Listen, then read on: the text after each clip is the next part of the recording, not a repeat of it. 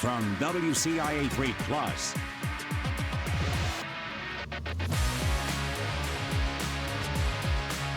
With Ethan Holesha and Tyler Hill, this is Midwest Mashup. Welcome in, and you saw the intro. This is episode 32 of Midwest Mashup. My name is Tyler Hill, co-hosting as always with my man, Ethan Holesha, here at the WCIA 3 Plus studios. Ethan, how are you doing today? Doing good. Obviously, we'll get into the World Baseball Classic. Have a lot to talk about today. There's MLB spring training.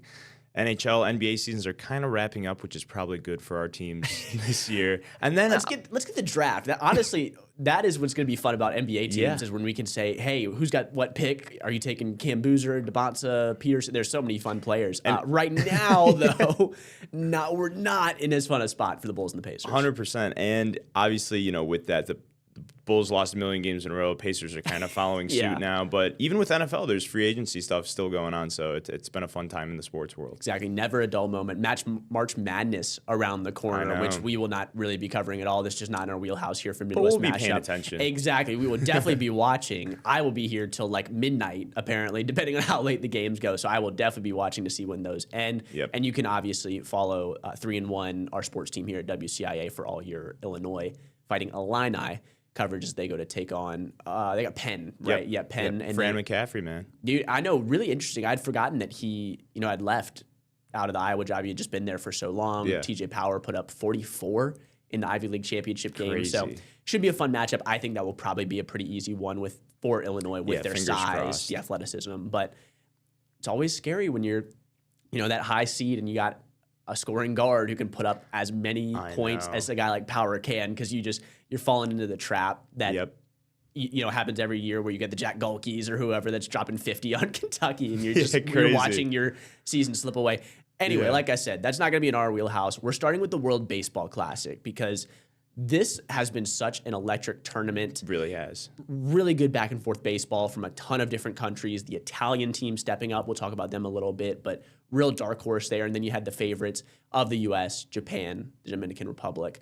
And even I would say Venezuela was probably a little bit on that outside looking in, wouldn't you say, coming into the tournament? 100%. They have some very good MLB players, but you look at how the roster is constructed, it's not really to the level of a DR or a USA. So right, where you look at the lineup and you go, oh my goodness, this is all-star after all-star level of player. Right. And like I said, they have guys like Acuna, they have Daniel Palencia, who just pitched an absolute clinic throughout the World Baseball Classic. But I'll tip my hat to Venezuela because I think they shocked the world, and they, obviously with how things ended, but we can get right into it.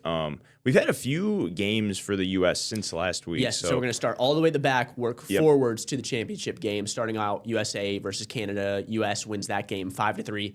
Big bounce back because we didn't talk about this last week. The U.S. team thought they were in, that they didn't need to win the game against Italy to make it to this knockout round. That was not the case, as Ethan covered very eloquently last episode. They needed, it was Mexico had to win. They needed to win and then score at least 5 runs, a certain amount of runs, right, exactly. Or Italy win, yeah. So it was a couple different options that they had, but it was very much out of their control. And, Mark DeRosa, the Team USA manager, he went back and said, well, I knew that it wasn't actually. I don't think that's the case. Yeah, I don't think so either. But he said that I knew we, had to win that game, but I was just being very confident that we were already going to win that game. If you go back and watch that clip, I believe it was on Pat McAfee is where he was talking about it. That is not what he was saying at all. No, he was basically like, we've already locked a spot up. Like, we could kind of just kick our feet back, and this is just, I don't know, a preliminary game doesn't have any meaning. And this is the kind of thing where you can go back and backtrack because Italy won. Like, if Italy had not won and Mexico won, didn't score 5 runs or whatever it was, and the U.S. was out, this would be a very different narrative right now. Yeah, I believe he even said, he was like, oh, the guys were partying last night, having a good time because they knew they didn't need this game. It's like, that's not what you say when you're confident that you are going to win this game again. That's what you say when you go, hey, we could lose this game by 1 million runs and who cares? Yeah. Complete mismanagement. I don't know what's going on with the U.S. team. That might lead into some of the issues we saw later on in the tournament. But in this game specifically, they bounce back. They get the win. in the first game of the knockout round. Yeah, it was good. And, Logan Webb, he obviously pitched a very good game, 4 and 2/3 innings, 4 hits, 5 Ks, 1 walk. And the U.S., honestly, Canada made this one interesting. They gave up 3 in the 6th, but they hung on. Mason Miller comes in. He's sometimes a little all over the place, but that dude can shove. Like, he is just pitching straight gas. It's unbelievable. He was the guy in Little League that you were always terrified of because he was just pumping gas, but you had no clue where it was going. So you're standing in the box. You're like, am I about to get nailed with, a 70-mile-per-hour pitch, which you're a 12-year-old, and that's super fast at that point. Right. He is exactly who that reminds me of, where he's got fastball, he's got slider. He doesn't really know where either of those are going, but if they hit, they're nasty pitches. Yeah, 100%. And then even with that, obviously the Cub on this team, PCA, 2 for 4, an RBI. He had some big home runs. Against Italy, he had 2 home runs. Obviously, they didn't win that game, but he really stepped up, I guess, in the batter's box later throughout this competition, I'd say. He was one of, if not the most consistent hitter for the U.S. Just on a game-to-game basis. We'll talk about it again when we get to the championship game, but this lineup was disappointing for the names that it had on it. Right. But PCA, I think you can exclude from that. He was a consistent player. Yeah, and for your 9-seed hitter or your 9-spot hitter to be arguably your best hitter, you don't want that. You have guys like Bryce Harper, Aaron Judge, Kyle Schwarber, who honestly did all have their moments, but just throughout the entire World Baseball Classic, they left a lot to be desired. And I think that's what the main issue was with this because, yes, some of the pitchers gave up like solo shots like Paul Skeens did against the DR, but it ultimately came down to the bats. Either, 1 or 2 guys would be hot during a game, but there was never a game where they just all put it together and they were all hitting well. Yeah, I completely agree because we'll get to this next one, and this is where it didn't bite you in the butt, but the USA takes down the Dominican Republic in the semifinal. That one 2-1. Again, U.S. only putting up 2 runs in that game, but great pitching. You talked about it, Skeens in that game, led up that early home run, but then really locked it down. Middle relievers as well, getting it to Mason Miller. Who really terrified me. I don't know where you were sitting at in that last at bat, but a couple men on was not locating the slider at all. So he really was he was throwing gas. I mean, he was hitting 100, 101, but that's about all he had at that point because the slider wasn't even close to the zone when he was throwing it. And that's really what happened with that last pitch is that he gets the called strike on a slider that even in the moment, I was like, that is not even close. Yeah, I can't believe they called it a strike. And even like going back, people are saying, oh, maybe if you look back at it, it caught part of the plate.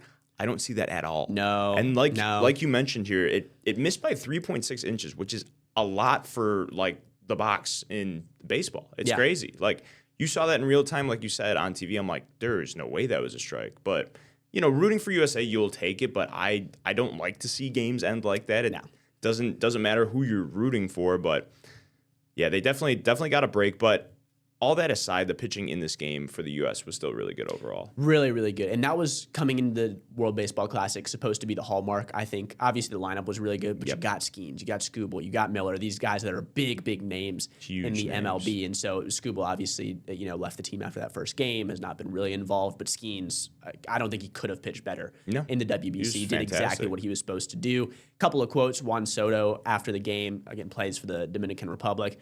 He said, we showed the world who's the best team in baseball. That's all I got to say. So definitely the DR was very frustrated in terms of that call going forward. Just some stats. Like we said, Skeens 4 1/3, gave up 6 hits and the 1 homer, 2 Ks, but only that 1 homer in his time pitching. Mason Miller with the save on 22 pitches. And then PCA went 0 for 3. Gunnar Henderson with a solo shot home run. And then Roman Anthony with the game-winning home run 2 batters later. Yeah, and that's pretty much what these games, come down to when it's a pitcher's duel. A couple of those solo shots, and it's funny. This is what you see from games where pitchers really excel. They don't mind giving up a solo shot. Usually, if you give up a home run or 2 and they're just solo shots, you've done enough. You can live with that, yeah. But when both pitchers are, really not even just the starters, but both pitchers. Both teams, all the pitchers were pitching staffs, really well. And so when that happens, it's just a matter of who can find the right pitch to knock out of the park. And that's ultimately what it came down to for the U.S. in this game. Yep, so they were able to get to the final. Then it went on to Venezuela playing Italy, the winner of that game, then going to the championship to face the U.S. Venezuela does take that one 4-2. We're running through this one real quick because, we root for the USA and want to get to that final. But we have this in because Sam Antonacci on the team for Italy. Tough game. Didn't have a great game. Yeah, exactly. No. You can get into it. And he was money like throughout this whole thing. He had a couple Played of really well. And even in this game, he had another one of those where he kind of faked that the ball was being grounded in the infield. He dives towards second, and that led to a double play. He did it 2 games before. But he was great from the plate in the World Baseball Classic, had a few home runs, but in this game, 0 for 5, 3 strikeouts. That's not what you want. And when the game, when Italy had the lead in this game, because they ended up blowing the lead, they were up 2-1 in the 7th. There was 2 outs, and he stopped the ball at shortstop, tried to throw it to first, bounced on the ground a few times, just didn't get there in time, and that kind of allowed the floodgates to open for Venezuela in this game. And honestly, I'll still tip my hat to Italy because this was their first and only loss of the World Baseball Classic. So I think that they definitely shocked a lot of people, but just not the best time for Sam to have his worst game of the World Baseball Classic. Yeah, really fun team. And I think you get to see the personalities of these teams take shape over the World Baseball Classic. The Dominican Republic was a super fun team, very emotional, hitting homers, tossing bats into the stands, it felt like. Yeah, and the whole team's crazy. running out of the bench. Yeah, it was awesome to watch. Italy, same thing. They all really came together around the espresso shots and just the Italian flair that they have. And I think that's what's missing a lot of times in sports is just because it's become such a business, so transient. You don't see a lot of, the Detroit Bad Boy Pistons where the team really takes on the identity of the city. The other one I thought of was the Grind City Memphis Grizzlies, like how they were just so physical, gritty, took on the identity of the city of Memphis. You don't get that as much, it feels like, in today's game, whether it's football, baseball, or basketball, except for when you get into some of these countries. And I think that really brings the emotion out of the players in a way that a typical regular season or even playoff game might not. 100%. And you heard guys like Kike Hernandez and guys like Suarez on Venezuela who ended up winning, and they said, this feels different. We've played in big playoff games. We've played in the World Series before, but wearing the country across your chest that you represent, it just means more. You see the Italian pitchers doing the Italian sign when a big play is made in the outfield. But like you said, these guys really bought into the identity. And honestly, for the U.S., it felt like they just weren't doing it as much as some of these I'm glad other you countries. said it because as I was thinking about this yesterday, as I was planning on what to put in the doc, and like I said, for a lot of these teams, they had a very set, if you just watch for 5 minutes, you could see a lot of the identity of these teams. It didn't feel like the U.S. had that level of camaraderie. It reminded me, honestly, of when we talked about the Olympics, and it was the U.S. team staying in the Olympic Village, really being together with a lot of the athletes, being together with each other, being around the women's team, and that type of camaraderie versus Canada, who stayed off-site in a hotel. And it's tough because, if you flip the results, does that matter? Does that become a story? Probably not. But I do think that matters when you're not a team for a long period of time. Like you guys don't play together for most of the players that are in these teams. They're not playing on the same MLB team. So you got to come together really quick. And one of the best ways to do that is to have that shared camaraderie. And another thing I think really quick is that like on Venezuela, some of the players were like cousins with each other. And you look at Team USA for hockey. I mean, you have the Kachuk brothers, you have the Hughes brothers. So I think that also adds something in there. But like you said, you look at Venezuela, they're going crazy, coming out of the dugout, literally for every run that's scored. The U.S., obviously with Bryce Harper's game-tying home run, they got hyped up, but it wasn't the same as Italy or the Dominican Republic. These guys were really wearing their countries on their chest, and I don't want to take anything away from the U.S. because I do believe the players cared, but it just didn't seem like they were as bought in as some of these other teams and even the U.S. team in the Olympic, the Olympic hockey team. Yeah, it felt like they could have gone up a level from that 100% perspective. We will come back and we'll break down that championship game that just happened last night, Tuesday night as we're recording this on a Wednesday. We'll give you all the updates, then get into some free agency, cleaning up what we didn't get last week, and more next.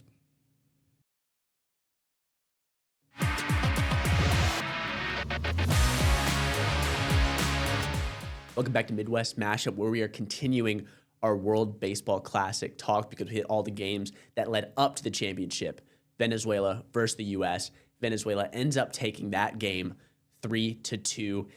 And it really, Ethan, we were talking before the show, I think this World Baseball Classic for the U.S., the story coming out of it is just, unfortunately, even with really, really good pitching, the bats just didn't come alive, and they couldn't get those big, high leverage moment hits that they needed to actually push this team into the number 1 spot. Yeah, you have such a star-studded, lineup. Looking through it, Bobby Witt Jr., Bryce Harper, Aaron Judge. Those 3 guys are like top 10 MLB players right now.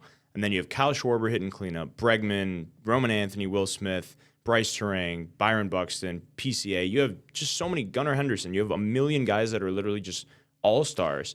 These are like, you're listing them off. These are the best or second best player on all of their MLB teams that they're on in terms of batting. Like this is, I don't know how you really could have made a better lineup for the U.S. if you would have tried. You can, and they had 3 hits in this game. 3 hits. And that's, obviously it was still a very close game because, again, the pitching was one of the saving graces for the U.S., but you can't win a game only having 3 hits. And I know they were able to rally late with that huge Bryce Harper home run, but it was honestly just too little too late at that point. Yeah, and Harper, honestly, just from watching, had been having a little bit of a rough WBC for sure. Only batted .214, not great. Right, and so did love to see that. That is a big hit for him. Huge. High pressure situation, but again, you're sitting there waiting, and even the last one, like we were saying, is Schwarber into, was it Bregman into Roman Anthony? Yep. And this is one of the best hitters in the MLB, another one of the best hitting third baseman in the MLB,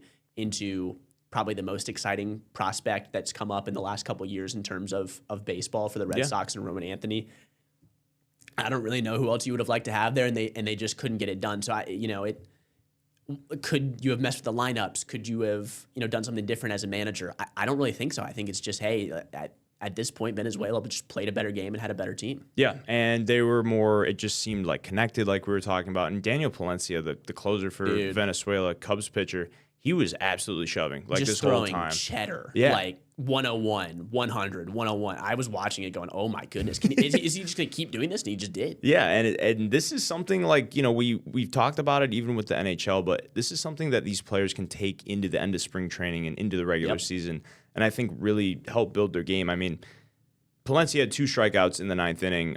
He dominated in the World Baseball Classic. He had 3 saves throughout this, so I'll tip my hat to him. But at the same time, like you mentioned, you have guys like Schwarber, Bregman, Henderson, Roman Anthony. All these guys are huge names in the world of baseball, and they didn't have an answer for Palencia. So yeah, and just really tough game, especially for Aaron Judge. I believe he was 0 for 4 with 3 Ks in this game. That's the captain of the team. You would like for him to step up and be able to make a big play in this moment, a big play in this game. And again, baseball is just such a fickle sport. But with that being said, you're the favorites. Japan didn't make it to the knockout round. This is the year to get it done if you're the U.S. And you couldn't. And so I don't really know where you go from this team. I'm assuming a lot of these players are on the older side, so they'll probably get phased out a little bit, at least when you're talking about the Harpers, maybe even the Judges, people like that. Schwarber, I think, is another candidate that might get phased out here in the next couple of years. But I think there needs to be a reset because the manager didn't know how to get to the knockout round. The team was not taking that game seriously. And you can't just turn it on. This isn't basketball where you have the, 10 of the 15 best players in the world on the American team. And so at any point you can just turn it on and be able to win by 30. This is not that. There is way better talent across baseball, across the countries, than there is for basketball, even though basketball, a lot of the countries are catching up. You got to be locked in for the whole time. And this U.S. team just was not. And I love what you've been saying about baseball in general, like this past week. It's such a volatile sport. Yep. This is not basketball, like you said. You're not going to win 90% of your games if you're the best team. It's just not going to happen. Mm-hmm. Like, it could be anyone's given night. If the pitcher has the hot hand, if a batter for Venezuela goes 4 for 4, he's just got it for that game. But like you said, Judge batted .222 throughout the World Baseball Classic. Bregman, 143. 143. Like, that's brutal. I know. It's horrible. Byron Buxton didn't have a hit during the World Baseball Classic. Nope. He didn't play a lot, but like I mentioned before, Bryce Harper, 214, and your leadoff hitter, Bobby Witt's only batting .250. So, I mean, there's only so much you could do. Yeah, I will say, though, Witt's defense was sick. Yeah, no, I had not really watched him unbelievable. much. Just being on the Royals is not a team that I'm really tapped in on Nope. on a day-to-day basis, but he is such a fun watch in the field. Yeah, and he is literally probably a top 3 player in the MLB right now. But like you said, with him being in Kansas City, he's kind of stuck in not the best situation right now. It's a young team. Maybe they'll come around soon. But yeah, he defensively, he did more than enough of his part in the World Baseball Classic. But just would have loved to see the bats come together in one of these bigger games, because the last 2 games, I mean, they scored 4 runs in the last 2 games, and that's just not going to cut it. Not going to get it done. Even again, we've given a ton of credit to the pitching. The pitching was not the problem. Logan Webb, Paul Skeens, these guys pitched amazing games. Even Skubal in the one game he pitched, he let up the home run, but then shoved after that. So not a pitching problem. Just got to figure out a way to get the bats going. Right. Like you said, that's just baseball sometimes. So back-to-back second-place finishes for the U.S. Yeah, it's tough. Really tough to look at, right? You know, silver. I know it's not silver medals, but silver medal finishes for the U.S. there. PCA went 0 for 2 in this game, rounds out the World Baseball Classic as the Cubs center fielder with .263 average, .333 on base percentage, .632 slugging. That's solid. Like, about what you would expect from him coming into a tournament like this. Right. And he's literally like the last batter in the lineup. And he batted better than Bobby Witt. He batted way better than Harper overall, better than Judge. Schwarber was a guy, he hit .320, so he definitely showed up, but better than his teammate Alex Bregman, better than Roman Anthony. So PCA definitely did his part in this, and you can't take anything away from him there. Had some huge moments, multiple home runs, but like you said, going forward, there's definitely going to be a shift, phasing out some of these older guys. I think because the U.S. has come in second the last 2 times, guys are going to be hungrier. They're going to get some of the... You would hope so, right? Yeah, and this is every 3 years, and honestly, this is as much like coverage of the World Baseball Classic that I can remember of there being a specific tournament. Maybe because it was right after the Olympics. I know the guys wore the game-worn U.S. hockey jerseys before this last game, which was kind of cool, but even with that, like we said, it just didn't feel like they were as bought in as some of these other teams, which would have been cool to see. But really would have, and would have liked to see them win the tournament. Got to wait 3 years. Yeah, it's tough. So we'll see. Hopefully, like you said, I think if you can get some younger guys who maybe aren't as successful in the MLB and are looking to prove themselves just as players, and you layer that on top of the pride of their country. We need the hunger, man. Right, exactly. Maybe we can get a little bit of more emotion and just a more bought-in, locked-in team that knows what they need to do to get to the knockout round.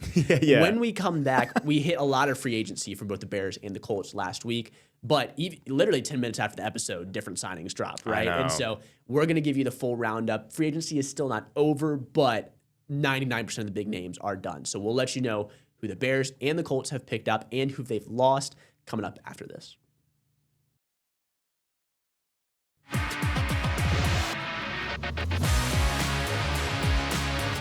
It is prime team building time in the NFL. No games being played, but general managers, coaches are forming the rosters that will determine the ceilings and the floors for the teams that we talk about, the Chicago Bears and the Indianapolis Colts, both coming off a very different season. The Colts really starting hot, winning a ton of games, 8-2 after 10 weeks, and then falling off a cliff once Daniel Jones is injured. Chicago Bears having more of a rough start in the first year under Ben Johnson, working their way into winning a playoff game against their rival, the Packers.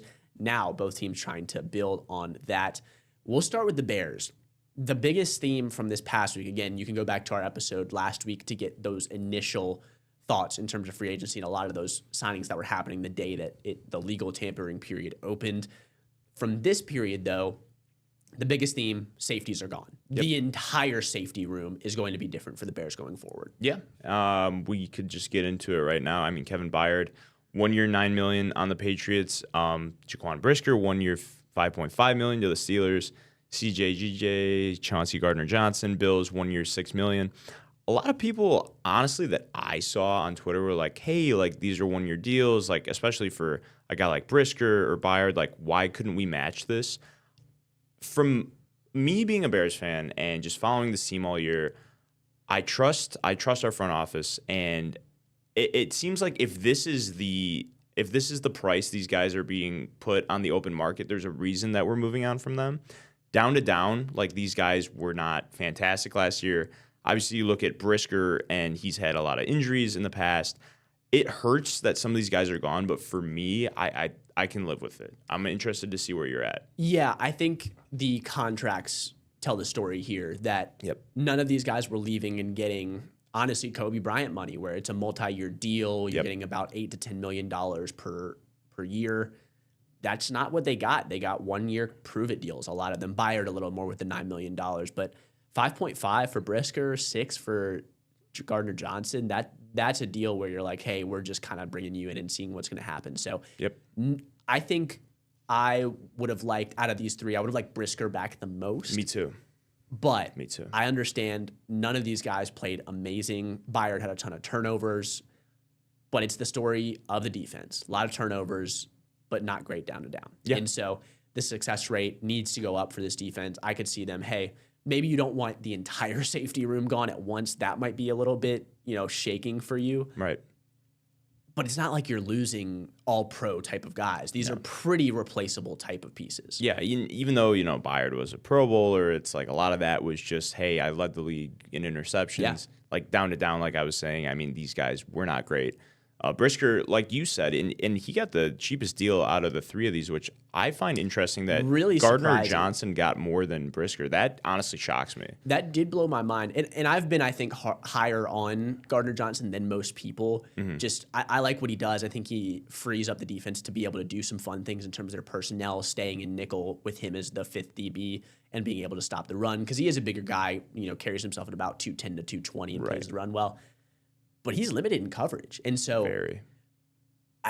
I guess that's it. Like, I'm just surprised that type of player got more than Brisker did. Yeah, 100%. Which I guess it's got to be the injury concerns, right? Like, just you would have the to one imagine year he stayed healthy. Yeah, and he's had a ton of concussions throughout his career, other things of that nature. So I feel like that played a role. But to your point, I mean, this was the guy that, got the cheapest contract, and I would have liked the Bears to bring him back the most. And he was a guy that was really bought in with the Bears. Obviously, we don't know what happened behind closed doors. There's, reason for everything. Obviously, he played at Penn State, so he's back in Pennsylvania. Yep. Good for him. But yeah, and then Jonathan Owens we lost to. Obviously, he was more of not a stopgap guy, but he was always out there on special teams. I was just gonna say, kind of just like a backup. His best work was on special teams for sure. So yeah, another guy you can definitely replace. This guy gonna be really tough to replace. Andrew Billings, defensive tackle, fan favorite, meme of the Chicago Bears. Consume. Will be going to the Arizona Cardinals. Yeah. Now, details for the contract are not out as we record this on Wednesday. I'm assuming he's not getting a ton of money because we laugh and, there's all, again, the memes online about Andrew Billings. Not an amazing player. No. Just a big guy. Yeah, and then the role that he fills, you can find a lot of guys who can be big, try and take up some blocks there. So I think this solidifies they're going defensive line in the first round. And I'm okay with that because you would like to get a more talented guy in there. Yeah. Like you said, pretty much you hit the nail on the head with everything. Billings was a fan favorite. Never forget some of the videos of him in like man coverage with Eberflus. Or dropping him out. Yeah, I'm like, I don't know what's happening. Put him in a hook zone. Yeah, definitely hurts for him to leave. But from an actual football standpoint, we can definitely live with that. So it's okay. Durham Smythe, you mentioned here 1 year, $3 million with the Ravens. He didn't have a huge role with the team. Third tight end. So. Yeah, which is fine. But, just a lot more departures. Definitely, if you would have showed a graphic to Bears fans a year ago about all the players that they would be losing, I think that it would kind of come as a shock. But obviously guys like Gardner Johnson, who weren't even on the team at the beginning of the year, Nashawn Wright, who, I mean, nobody really thought twice of when the Bears signed him. Right. Got a lot of holes to fill now, especially on the defense. We kind of figured that would be the case. So now it's to the draft board and I guess filling some of these positions with some of your early picks, which I'm honestly excited for. And, Byard, obviously Brisker, these guys had huge impacts on the team, but definitely can fill these holes. And so we'll see if there's a guy that we can draft that we could plug in there day one, and I hope that's the case. Yeah, a couple guys coming in. Cam Lewis from the Bills, 2 years, $6 million. He's a corner. I think that's probably replacing Nashawn Wright. Yep. And then they just signed today nose tackle James Lynch from the Titans. I think that's the Billings replacement. And so you would hope that that's more of a third defensive tackle rotation guy. Yep. Again, that your first round pick steps up and is able to make plays that can put him into that starting role. But we'll see how that goes as we move on to the Colts. Details on the Michael Pittman Jr. deal are out. They were not Wednesday when we were reporting. Right. Steelers get Pittman and the 230th pick. The Colts move up to the 214th pick. So was that late round pick swap that we reported. Now we just have the concrete details. Not a ton of big signings. No. There was one, though, that I was intrigued by. Honestly, I think we both were intrigued by it. And it was bringing in Cam Taylor-Britt, corner from the Cincinnati Bengals. He worked with Lou Anarumo in Cincinnati and had his best years when Lou was the DC there. Yeah, I think this is a good signing for them. Definitely need the depth there. like you mentioned here, plays almost exclusively outside cornerback. And then, yeah, I guess for Ward going forward, this is going to be interesting to see, I guess, what they do with Charvarius. And but honestly, Taylor Britt as a player, I do like this. Definitely surprised by this move. Just wasn't expecting it, but I think it's a good pickup for the Colts. Yeah, it wasn't on my radar, and you just have to think Ward it was either 2 or 3 concussions last year, was in and out of the lineup. Yeah. This is just insurance and saying, hey, okay, if Ward is not going to be able to be in for 3 or 4 weeks for whatever reason, we have a guy who's not completely tanking our secondary. Right. Like Mekhi Blackmon is 180 pounds and he's 5'9". Right. You just don't want that to be not your ideal. consistent guy out there on an island. So I'm okay with it. We'll see. The contract details are not out. If it comes out, they're paying him $12 million a year, I'll be a little bit more worried, but I'm assuming he got a pretty mid-level deal. Yeah. Other ones that were big, and these are the 2 that I'm really honing in on, right tackle Braden Smith going to the Texans for 2 years, $20 million, and Nick Cross, that hybrid safety linebacker that we liked a lot throughout this season, gone to the Commanders for 2 years, $14 million. Between these 2, the losses we covered last week, which are you the most worried about for this Colts team? I feel like Nick Cross. I just had such a soft spot for him. I liked him. Yeah, he made really big plays. He was a hard-hitting guy. Physical, yeah. Yeah, forced some turnovers. I just really loved his game, like how it fit into the defense last year. I think he was a guy that really set the tone for the defense. Like I said, made big plays. 2 years, $14 million. Honestly, that's pretty good for him from the Commanders. So, obviously I think he's going to be good going forward, but I would have loved for the Colts to try to bring him back in some aspect, because I do think he was one of the more effective players on their defense last year. Yeah, real fun chess piece too. Anarumo loves DB blitzes. That's something that he was pretty good at, again, being a physical presence on the outside. Hitting Braden Smith here, it's your starting right tackle. Yep. He was not phenomenal all-pro, but I would say he was above average for most of this season. 100%. So think that's going to be a big loss. The Texans needed a ton of offensive line help, and I think that makes it hurt a little more is that he's going to a team in your division, making them better while making you worse. That's just something you never want, right? That's why teams don't trade in their division a lot of times, and so you never want to see a guy who's your starter to go become a starter of a team in your division and make it tougher for you to win that AFC South, something that the Colts have to do right now, because they are all in right now.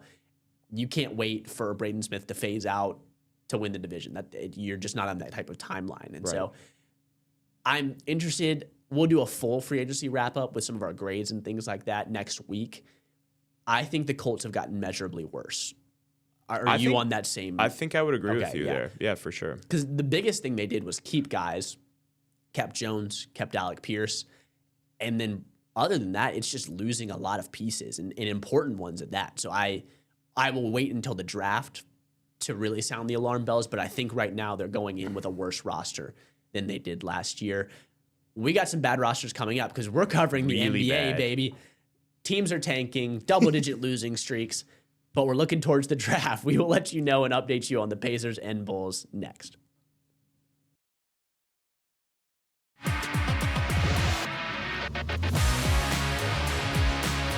Welcome back in to Midwest Mashup. Now, we cover all the pro sports in Chicago, Indianapolis, and St. Louis, and we hold to that.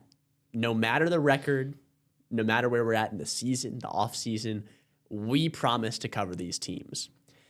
Now, it does get a little tougher when they're on a 13 or 14 game losing streak. Yeah. Look at us. How did we get here? Who would have thought? But we're staying tight.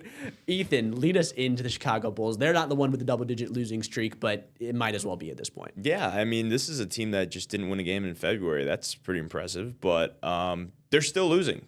Shocker. Newsflash. We're going to get right into it. 142 to 130 loss to the Lakers, and I think the biggest storyline of this game, without even looking at the stats or any of the notes we took, Matas was talking a little smack to Luka. Dude, he was ready to get after it. Big mistake. Maybe the wrong guy to do it to. Yeah, exactly. Big mistake. Luka ends the game with 51 points, 9 for 14 from 3, 1 assist shy of a triple-double, and he only had 1 turnover. So Luka was absolutely locked in this game. And yeah, after the game, I mean, even Matas said, "Hey man, this is pretty much a learning experience. Don't light a fire under one of the guys, one of the best players in the NBA." So Yeah, definitely a learning experience there. So that's that'll pretty be the much one it. negative because I want to get into it, but Matas played very well Yeah. in this stretch of games and has taken a bigger role that we wanted him to take with some trades, some guys out on injury. Yep. Even with Giddey back, he's still staying involved, scoring a ton of points. And I think he played well in this game, right? Yeah. That's the storyline coming out, but 22 points and did what he could defensively against a guy like Luka. But Yeah, there's only so much you could do. right, just don't poke the bear, man. So 51 from Luka, fun to watch. A vintage game there for him, kind of throwing back to his Mavericks days. Giddey also with 27 points, 15 assists, 8 boards, has Almost picked a up where triple-double, he yeah. left off of that injury. I mean, he's had actually multiple injuries that he's coming back from, but looks very good. It's tough to get into breaking down rosters at this point and what the weaknesses are of these teams because there's a lot, but Yep.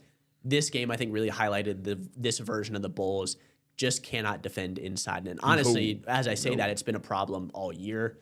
But now it especially is. You're playing Yabusele at the center in some lineups. He's a bigger dude, thicker, strong, but he's 6'8". And so that's just not going to work. Also, you have a player that's 5'7" on your team. That too, Yuki is out there just putting up shots. He actually made a 3 over LeBron in this game. And so I said, hey, good for him. But DeAndre Ayton just handled the Bulls inside, 23 points, 10 for 13 shooting. I don't think he took a shot from outside of 5 feet from the hoop.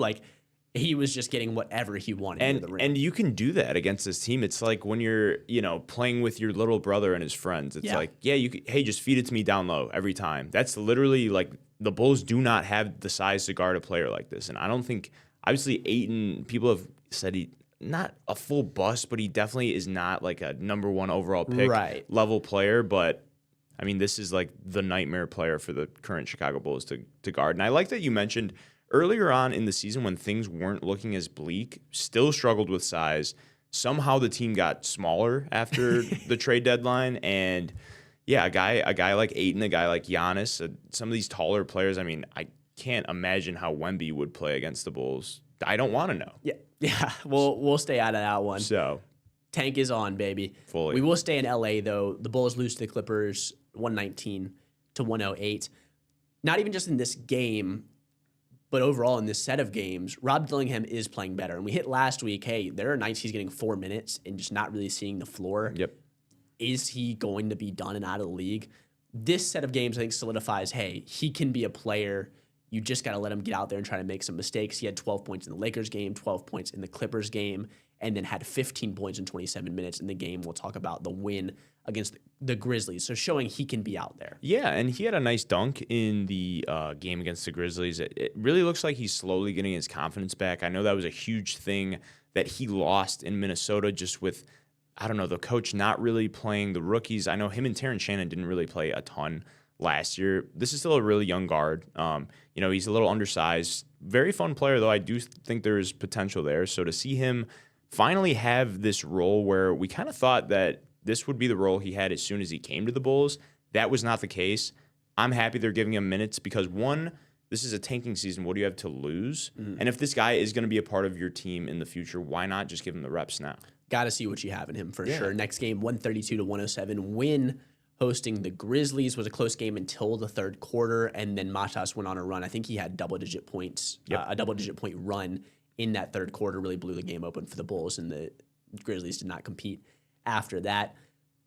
Good game for a couple guys. I'll let you hit on those, but the Bulls do need to chill out because they actually dropped a spot in the lottery odds from winning this game. So let's have these young players play well, but let's not win games, guys. Exactly. That's the issue. That's the needle you're trying to thread there. Can we play good but not too good? But like you mentioned, some of these younger players, obviously Matas seems to be pretty much the face of this Bulls franchise right now, 29.7 boards. And yeah, another game, another Matas poster. It seems like this guy has a big dunk in every single game. It's pretty much what his DNA is in the NBA at this point. Giddey, second straight triple-double, 16 points, 15 boards, 13 assists. This is a guy that's pretty much averaging a triple-double at this point. He could just, basically he's a stat stuffer, very effective player. And then Dillingham, like you mentioned, 15 points in 27 minutes. Just happy to see him getting more involved, and building his confidence up. So. For sure. Bulls right now, 27-40. That's the 12th seed in the East, but did fall to the 10th spot in the lottery odds. You don't have to worry about that with the Pacers, man. Pacers are locked in to that top 4 spot. Again, that is very important. The lottery odds after the top 4 spots fall off a cliff. So Pacers, 15-53. They are last in the East, and they are on a 14-game losing streak. Yep. Not a lot to talk about here. No, they haven't won since the All-Star break. That's insane. That was a long time ago. Yeah. All-Star game with Pascal Siakam, and it's not helping that they have an All-Star. 123-108 loss hosting the Suns. Nembhard with 23 points, but allowed Devin Booker to drop 43 and Jalen Green to drop 36. And so going to have a tough time when those two guys combined for, almost 80 points. Yeah, no, definitely. And this was kind of just one of those games where, the Suns are a team that's in the bottom half of the playoff teams, like in the West right now. So they're not a crazy good team, but this is just them saying, like, we have better players than you at this point. Many teams do. Yeah. And these guys just can't guard guys like Booker or even Jalen Green, who's kind of been a little up and down throughout his career. But at this point, yes, it's good for the Pacers to lose games, but it is also very hard to watch. Brutal to watch. Running real quick, 101-92 loss hosting the Knicks, 134-123 loss hosting the Bucks. That's actually the loss the Bucks winning that really has solidified it for the Pacers staying down there. Yep. And then 136-110 loss at the Knicks. I mean, if I'm looking at some highlights, Nesmith dropped 32. Jarris Walker has definitely taken a big role. Yep. He honestly is probably the Matas of this team, like how we talk about Matas being a higher pick. Walker, I think, was the 5th or 6th pick somewhere in there. He is the young guy that they're trying to foster at this point, especially now that Mathurin is gone in the Zubac trade. So those are some bright spots, I would say, and you just got to try and hang on to those and then see what pick you get. It's interesting, too, because, like, some of these games, the scoring will be spread out. Like, Jarris Walker had a team-high 16 against the Knicks. I think there was, 6 guys with double-digit points. But then you let Josh Hart score 33 points on 12 of 13 shooting. Yeah. So, I mean, OG, another guy on the Knicks, 26 points on 10 of 13 shooting. These guys are just scoring very efficiently, having big games against the Pacers, and it's just too much for them to keep up at this point. I mean, they lost by 26 at the Knicks, so it's just like, at this point, like I said, losses are good. Think big picture. This is great. It's just 15-54 is crazy. For a team that made the finals last year, I understand there's a lot of injuries, and it's been happening all year, but wow. I don't know if there's been a bigger drop-off from one season to the next that I can remember. Can't think of one. No. I mean, it is just dropping off a cliff for this team. Brutal. I wanted to play, will they win another game this season? So there's 14 games left. I have a couple that I want to highlight. Okay. So at Chicago on April 1st. Dude. Because Chicago's tanking, and the Pacers, low-key this season, have had their number. I know. They're 2-1 against the Bulls, I think. It might even be 3-0. I'd have to go back and check. So that's one. You're at Minnesota. Anthony Edwards just hurt his knee. They said he could miss multiple weeks. So this would fall into that time period. That's a home game, actually. It looks like the Wolves are at Pacers. You're right. Yes, sorry. Yeah. The Wolves are going to the Pacers and will probably be without Anthony Edwards. So, can you sneak out one there? The other one, you're at Brooklyn April 9th. Brooklyn is horrific. That's going to be a tank-off game. Can you pull it out? I think you have to say they're going to win one game. Are you going to go 0-28 down the stretch? I just don't think so. But no. Those are 3 I'm looking at. Yeah, I think out of those games, I would honestly pick the Bulls game. Yeah, which is so sad because these are 2 of the worst performing teams in the league right now.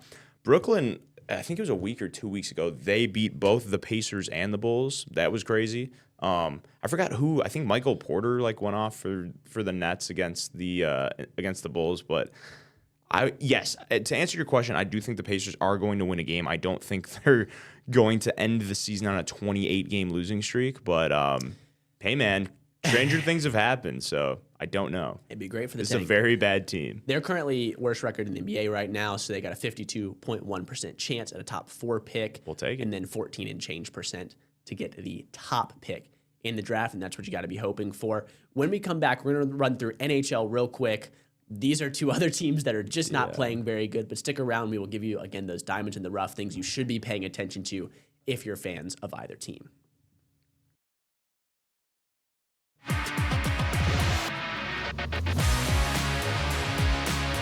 Welcome back to the last segment here on Midwest Mashup. Thank you for sticking through all of these. We appreciate everybody for watching. Even when we talk about the Chicago Blackhawks, 25, 30, and 12, 62 points, puts them at last in the Central. They actually didn't flip with the Blues this week, Ethan. Shocker. It stayed static in terms of the Central Division standings. Yep. Not a good run here for the No. Blackhawks. I feel bad saying it for so many of the teams we cover, but just not looking great. No, and it's crazy because, like, even last week covering some of the games, after the Hawks lost to Dallas, I think the Hawks had the most, like, blown leads with 18 this season, which is just crazy to think about. The anti-clutch gene. And yes, the anti-clutch gene. And so many of these games they're competitive in. That's the craziest part. So many winnable games, but just, I don't know if it's the lack of experience with this group, not having a true leader. I mean, the Hawks just traded their captain a few weeks ago. But to get in the first game, I wish they played the Mammoth every game because they would be a top team. They'd be out there with the Avalanche if they did. Yeah, finished the season a perfect 4-0-0 against Utah this year. And Utah, after this loss, 34-26-6, definitely in a playoff spot. Hawks are one of the worst teams in the league, but for whatever reason, they play well against Utah. Bedard, Nazar, Bertuzzi all having a goal and an assist, so getting it done just completely on the offensive side. Spencer Knight, great night. No pun intended, 2 goals on 31 shots. We hit that every week. I know. It's got to stop at some point. It has to. I'm definitely just beating it into the ground. But 935 save percentage. Good to see him back because he's had some injuries this year, a few illnesses. Yeah. So good to see him have a bounce back performance in this one. Yeah, a little bit rougher of a week. You get into the 4-0 loss at Vegas, the 4-3 OT loss hosting the Wild, and he's got 875 save percentage, 892 save percentage. So overall in the week, if you smash it all together, he played pretty good, but took a little bit of a downturn there. Want to see him be able to finish the season on a high note, getting into that 4-0 loss to Vegas. We were talking about it during the break, but you're seeing the losses take its toll on the team and take its toll on Bedard especially. Yeah, and he's honestly, even over the course of these last 2 years, I'd say more than his rookie year, he's aired out his frustration just with the team not being competitive. Obviously, a lot of moves have been happening because the Hawks have been in a rebuild. There's the picture right there of him really getting into it with I'm not even going to attempt to pronounce that last name. Hockey names, as you know, are very hard, but he's just getting chippy with some of these guys that are clearly bigger with him, and I kind of like it because it shows how much he cares. You know what I mean? You don't want him to come out of these 2 years and just go, you know what, it's whatever. We're always going to lose. I'm just going to be frustrated. I'm looking for a way out. You want him to fight and to say, hey, I want to make this team, this Chicago Blackhawks organization, good again. I want this to be the mid-2010s. Yeah, and, trading Foligno, the captain, you have to imagine Bedard's going to be the captain next year. I mean, I just don't see a world where that's not the case. So for him to still be competitive and kind of have that anger under him when the Hawks are literally in last place in their division, that's what you want to see. And even in games where you lose 4-0, to still have that spark and that energy, I think that's a positive you could take away. There's not a ton of positives in games like this, but that's something that you do like to see from especially a younger guy, Yeah, a little bit of a positive as well in that 4-3 overtime loss against the Minnesota Wild. They were down 3-1. Came back, made it a game, sent it to overtime, and like you said, this is just another instance where you have a winnable game. You're going to OT. You got a chance to snatch victory from the jaws of defeat. The Hawks just can't make it happen, and they really haven't been able to make it happen all year. No, and in overtime, I don't know exactly what our record is. The Blackhawks, it feels horrible. It's got to be so bad. I mean, I think there's maybe 3 overtime wins in all the games that they've made it to OT or a shootout. You could see in their record they have 12 losses past regulation, which is just not great. So just pulled it up. Blackhawks are 5-0 correction, because this is coming down right now. We got 7-0-12 in overtime games. It feels worse than that, though. It feels worse for sure. Definitely, because I know there was a stretch where they won 2 overtime games early on in the season, then they lost 8 in a row or something. So I guess when you're looking at a sample size, it's the Mammoth game. You got 2 Mammoth games slapped in there, but other than that, it's loss, win, loss. Yep. So that pretty much tells the story. And, with that game-tying goal, there was less than 2 minutes left. Bedard and Nazar had an odd man rush. Very nice setup. But when it just comes to overtime, the Hawks just haven't really got it done this year. And that just plays into them, not having the clutch gene like you talked about, not not putting games away when they have the lead. So that's just unfortunately been one of the characteristics of this team this year and honestly the last few years. But it's a young team. They still have time to bounce back. So got to take the good with the bad at this point. St. Louis Blues 27, 30, and 10. They're at 64 points, 2 ahead much better, of the Chicago Blackhawks in that Central Division. Good week from Dylan Holloway. Couple assists, couple goals here throughout the 3 games that we're going to cover. And we got a 2-1 week for the Blues. So, I mean, after the All-Star break, dare I say they've been playing kind of good? Yeah. And honestly, it's funny because, like, that's what happened with that 2019 team that went on to win the Stanley Cup. Obviously, we are nowhere near that. Past that. Yeah. They're probably not going to make the playoffs. But guys like, Binnington, he's been playing a lot better. Joe Hoffer's been playing well. First game, 3-1 win at the Hurricanes, who are a pretty good team. Binnington gave up 1 goal on 32 shots, 9.69 save percentage. That is massive. Love it. Huge.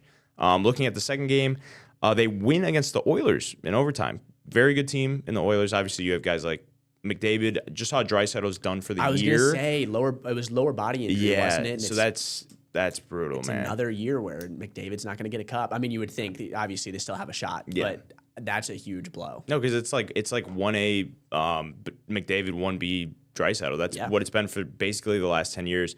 Huge blow for them. But Joe Hoffer, 2 goals only on 38 shots, 9.47 save percentage. These goalies have been coming alive, playing man. pretty coming lights alive. out until the say. Jets game. Obviously, the Blues, scored 2 in the third, and this was a very winnable game.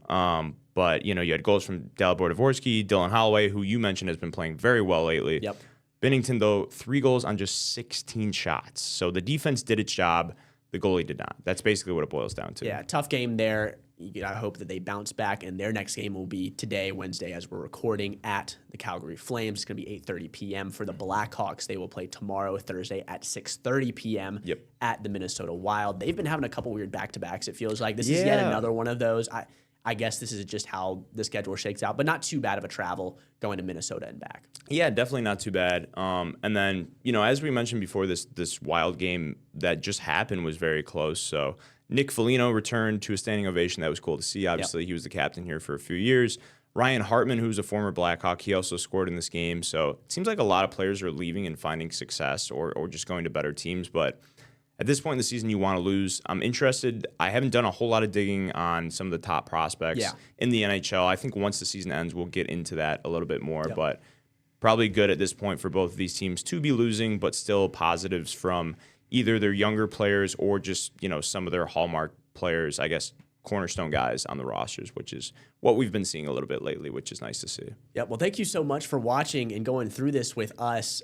Your teams, if you're watching this, are probably not doing very well, but we hope that we're making it fun for you to still follow along. Again, pointing out things that you can watch, and 3 years from now you say, oh man, the development of Bedard, the development of Matas, we saw it 3 years ago and it was highlighted, and then now it just feels so much sweeter. So keep watching. We're going to keep doing this.